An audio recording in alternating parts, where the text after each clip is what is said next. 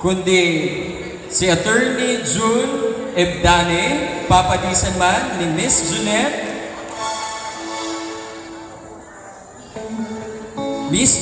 Aburadia, Kuratsa.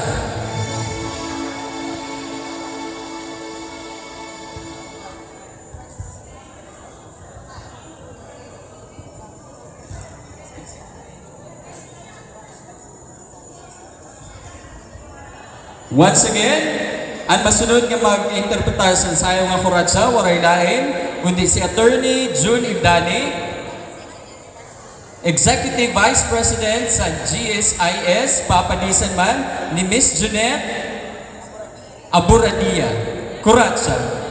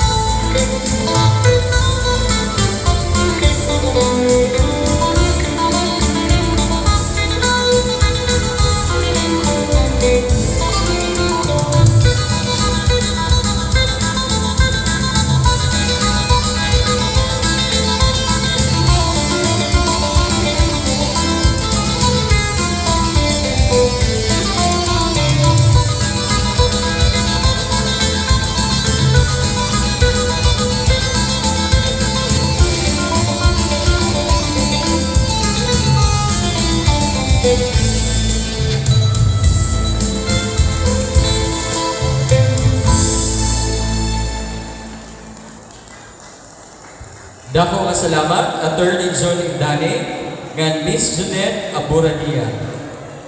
Yan na, sayaw sa tanan.